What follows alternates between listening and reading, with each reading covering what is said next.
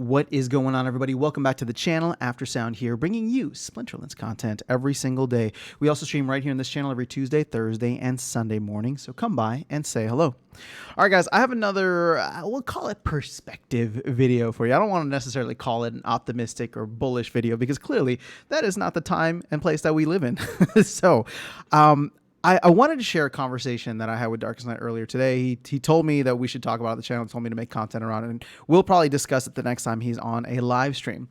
But the main takeaway is that ultimately the reason so many of us are just so emotionally tied to where Splinterlands is at and the success or failure of Splinterlands and all of its endeavors is because we are ultimately all overexposed, or at least most of us are probably overexposed. And what I mean by that is very much from an investment standpoint. So this is not financial advice. I'm not telling you what to do. I'm just trying to understand the rationale behind why people are so upset, why even myself I get so down and dejected because I see asset prices falling, I see a lack of utility across the board, and blah blah blah. It's like all of that just adds up, and we all get sad or mad about it, right? Look at all the salt that's being thrown around in Discord and the comments and everything.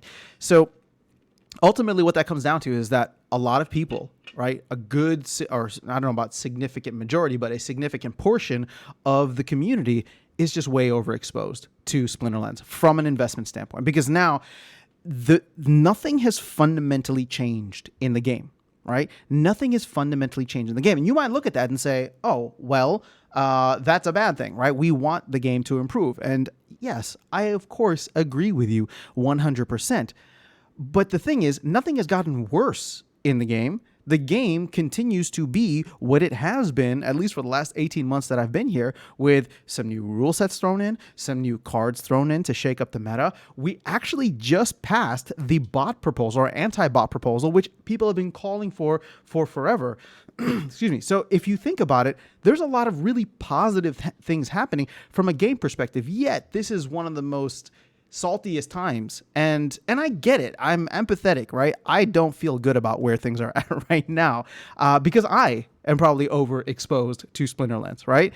And so talking with Darkest Night, it was a great conversation because I literally said to him, I was like, I almost envy your relationship with Splinterlands, because for Darkest Night, this has always been just a game, right? And sure, he's got a huge, a huge collection, a huge quote unquote investment in the game, but he's never viewed it as that. He just likes to collect cards. This has been a passion for him. And ever since, he lost faith in Magic the Gathering and everything that was happening there, he discovered crypto, he discovered Splinterlands, and that's where he chooses to spend his time playing and enjoying and obviously collecting all these cards and building a solid deck for the present and the future.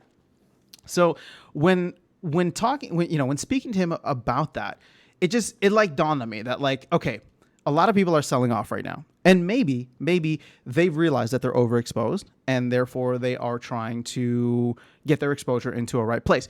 Is it the best to really sell when everything is down? No, but I don't know what their circumstances are. I don't want to demonize them for it. Yeah, I've been calling it out, but hopefully not. I don't think anybody would be taking it in a negative way. It's just people are selling, right? It's capitulation to a certain extent because of life circumstances, because of the fact that there's probably a macroeconomic recession that's around the corner. Banks are failing, right? There's a lot of things that it could be, or maybe you're starting a new business, right? So whatever the case is, people are diversifying out of Splinterlands, probably not the best time, in my opinion. Although, you know what? If SPS drops to a penny, it'd be a perfect time to sell a lot of SPS now and pick it up on the double later. But again, we don't know where things will go in the future. And if you're going to try to time the market like that, good luck. I mean, I genuinely mean that. I have no idea where it's going to go, and I'm just going to sit it out and ride it out for the long run. So when you're looking at this, if this is something that's obviously getting you down, and I'm speaking to myself first and foremost, right? But like, if it's something that's getting you down, I think what we need to do is probably figure out a way to reduce some of that exposure. So what am I essentially saying here? Yeah, I guess I'm saying that you should sell. If you are not feeling comfortable with where things are at, then you should probably take a little bit more off the table, or at the very least stop putting stuff in, right? And this is so counterintuitive, right? I should be telling you guys, don't worry, go ahead, buy in. This is a solid project. And I do believe that is a solid project, but I'm never going to tell you to do that, right? At the end of the day, what I'm trying to delineate here is the fact that I want to be more like Darkest Night. If I could be like Darkest Night, right? That's what I want to be more, rather than where I was, or where I maybe even currently am, in terms of focusing on this as a quote unquote investment. And yes, I did come to this as an investor first, and have learned to fall in love with the gaming side of it, and have been able to, after a long time, separate out the two, right? So there is an investment portion, which that's what I'm feeling emotional about. But the gaming side is still super fun. We still get together here on a weekly basis, play tournaments, and talk about all the different meta and strategies. And ultimately, like, I want to continue doing that. I plan to continue doing that. But for many people who are feeling that itch, feeling that nervousness, that uncertainty, maybe this is when you take some off the board. Take some off the board. But I say this not as financial advice. I say this from like a mental health type of thing, right? It's just, if you just have a lot riding in here, I can understand you not feeling very good. And the problem is that I'm telling you this, but everybody's probably down. Everybody's probably down significantly. So it's like, I don't know that there's actually a good solution to this, because people at least want to come away with what they have. But sometimes you just have to learn to cut your losses for your own like mental sanity, right? So at the end of the day, how can we all individually, but then, as individuals collectively, improve our relationship with the game, the project that is Splinterlands? I don't know, some people are going to look at this and be like, oh, I have long time preferences. I can wait until 2025, 2029, whenever the next bull run comes around. Boom, I'm in. Buy the dip, right? Other people are probably feeling really jittery right now and not really sure what the next, couple of months will bring. Because, a banking crisis or a fiat crisis could be awesome for crypto, but it could also be awful for the rest of the world. So we don't really know what that means just yet. But ultimately, that's where I'm trying to move towards, where it's just, I'm just going to focus on the gameplay aspect. There's a lot of other game modes that are coming in the future, or not really game modes, but games, I should say, such as land, such as tower defense, and then, extending this to the GLG platform or GLS platform. We have the goals game that's coming in. And I do think that is going to provide a lot more variety, spice to our overall experience as gamers. Although I don't know, I can't sit here and say that I think any of those is really going to be the catalyst that we're hoping that it is. I'll be honest. Like, I thought Land Phase 1 was going to be a huge catalyst. It was, kind of, but it obviously didn't burn nearly as much as we were hoping. Therefore, Land Phase 1.5, I don't think that it's going to be as big as all of us are hoping, which is fine. I would rather be surprised the other way around. And so my sentiment, people are going to look at this video and be like, my sentiment seems super bearish. People are going to accuse me of saying you should sell. That's not what I'm trying to get at. I'm trying to get at the point that I want to make sure that if this, let me rephrase this, because Darkest Night actually, again, another shout out to Darkest Night. He told me, he's just like, what would you do? What would your life look like if Splinterlands what would your life look like if Splinterlands went away tomorrow? If the company just poof, not vanished, not rug pull, but they just had to shut their doors, right? What would your life look like? And my answer wasn't great, right? Because I've been spending a lot of time, obviously, doing content for the channel. I've been doing work for them. I've been, obviously have a good amount tied up in here. So the fact that I couldn't answer that with a positive, like, I'd be fine, it made me feel really uncomfortable, to the point where I'm trying to take his approach, where it's just like, treat this as a game. And I know I keep saying that. I've said that all the time, right? And I'm trying to take a dose of my own medicine here. Treat it as a game. Don't be overexposed. Look for other sources of income, right? And maybe just chill on trying to buy everything, even though right now is actually a great time to buy cards to play with because they're cheaper. But ultimately, I'm just trying to recognize the large elephant that is in the room, which is it's not even an elephant, right? Because it's thrashing around and we all know that it's happening. But that is the saltiness, the sell-off, the lack of new releases that'll be coming in probably this next month. We have to wait until June. So it is what it is. We're gonna get through it. I am not worried about Splinterlands long term by any means. But for everybody who's feeling a little jittery, just trying to pass on some advice from my good friend Darkest Night, where it's just like, if you're feeling super emotional about this, maybe take a step back.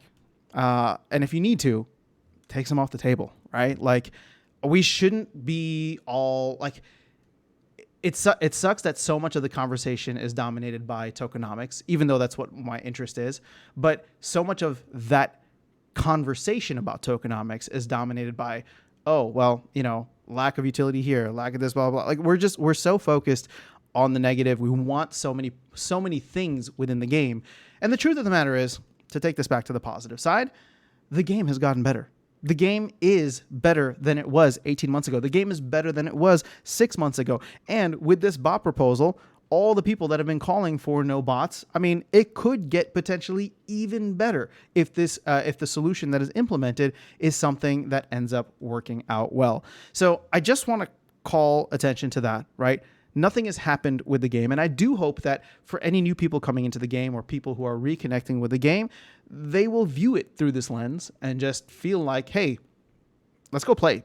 Like, let's just get together, do some challenge matches, somebody set up a tournament, and let's have a good time with it, right? Because if you view this as an investment with the macro environment the way that it is, with Splinterland's, release cycle strategy, everything that they got going on as it is, right? It's not like nothing's going to line up perfectly, right? We're in a bear market, and I don't want to put it all on that, right? Splinterlands probably could have done some things better, but hindsight is 2020. We could have all done things better. So at the end of the day, it's a game. The game has improved. There's new games coming out, potentially new partnerships that can bring new game modes or new games or people into the system. So I am looking forward to that, and I've realized that I am overexposed financially, emotionally, whatever it is that you want to call it. And so I'll probably be looking to reduce that exposure. That doesn't mean I'm going to sell, right? I'm not trying to sit here and say to sell, but I'm just trying to be cognizant of the fact that I've, myself, and I'm sure many, many others, especially those who are extra salty. And I have empathy for you guys because you're not wrong. You're not wrong. It's just, I don't know that like throwing salt around is the productive thing to do. I agree with you. I agree with all the saltiness. It's just, I'm trying to find a productive way to use that energy is all I'm trying to do. But that is all I have for you guys in this video.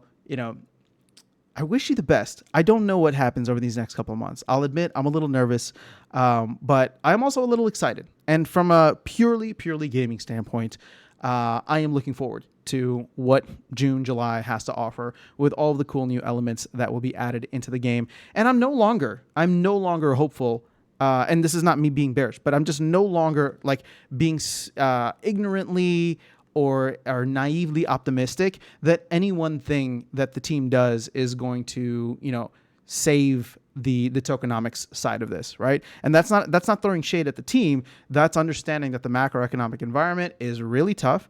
And, you know me, I always talk about dumb money. So dumb money is not going to come into the space right now.